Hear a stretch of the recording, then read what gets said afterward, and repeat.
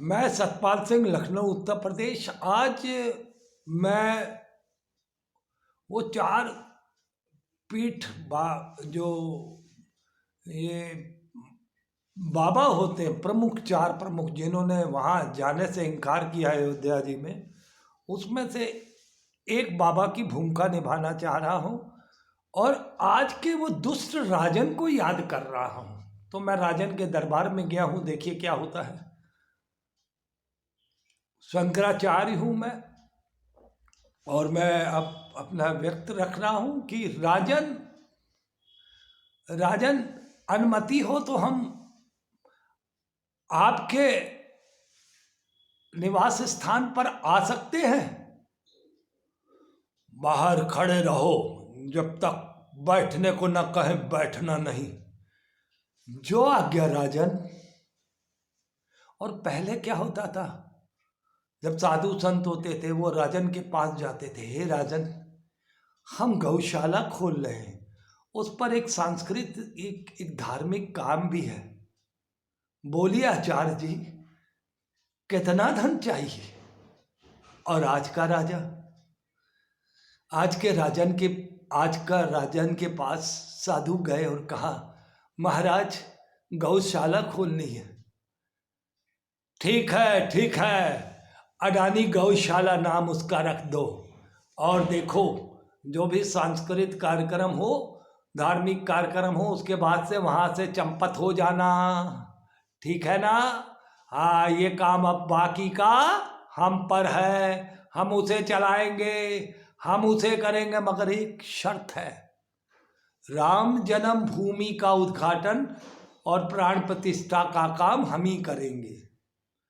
ठीक है राजन, जैसा आप उचित समझें।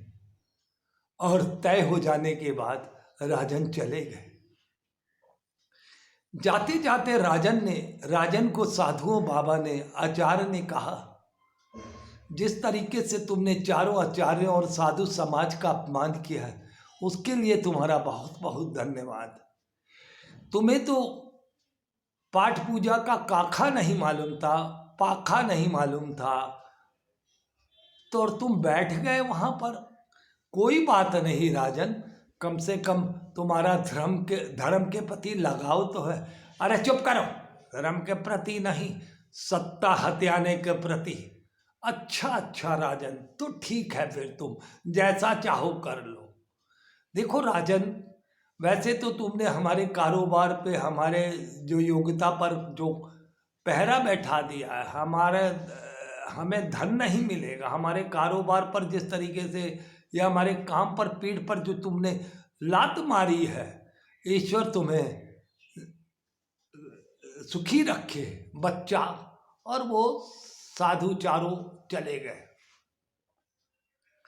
तो ये है आज का नया राजन, जो आज खुद बाबा नरेंद्र मोदी विश्व गुरु झूठलाचार्य बन चुका है, और वो किस तरीके से देश को लूट रहा है, और किस तरीके से साधु संतों को भी अपने अंडर में ले रहा है। सरकारी संस्थाओं को तो पहले ही ले चुका था, ईडी, इलेक्शन कमीशन, और ना जाने सरकारी जितनी भी संस्थाएं हैं, उसकी सीजेआई को भी वो दबाव बना रहा है। हालांकि उस पर इतना नहीं बन पा रहा है, मगर बना ले रहा है वो। तो ये है आचरण आज के राजन का। और जो कल के राजन हुआ करते थे, उन्हें साधु संत किस तरीके से सम्मान देते या लेते थे उनसे सम्मान, और आज किस तरीके से वो सम्मान मिल रहे हैं, ये देश की जनता देख रही है और समझने की कोशिश करे, 2024 में बदलाव करने की कोशिश करे। और वैसे भी कल एक आचार्य ने कहा है, कोई साधु संत के जो बड़े चार हैं उनमें से एक ने कहा है, ये बहुत बड़ा कोई अधर्म हो रहा है, कोई विदेशी ताकतें बैठ गई हैं, कोई सरकार के ऊपर कोई गुंडा तंत्र बैठ गया है। बिल्कुल मेरा भी यही मानना था, और मेरा आज से नहीं, मैं पिछले करीब साल डेढ़ से या साल से यही समझ रहा हूँ कि नरेंद्र मोदी को आरएसएस चला रहा है।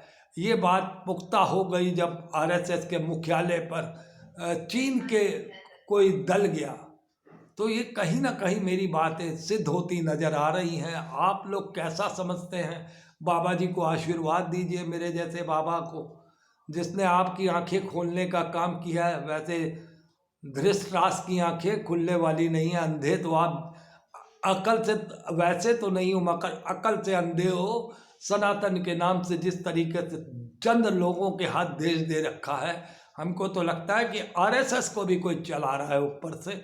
ये समझ लीजिए देश एक बड़ी संकट भरी परिस्थितियों से गुजर रहा है।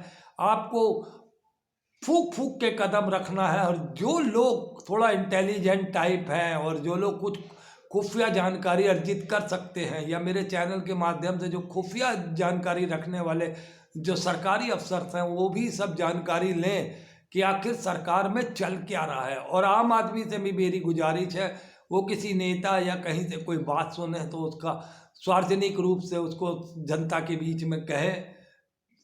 मुझे लगता है ये बहुत ज़रूरी है इस वक्त। इसी बात के साथ मैं अपनी बात को ख़त्म करता हूँ। जय हिंद, वंदे मातरम।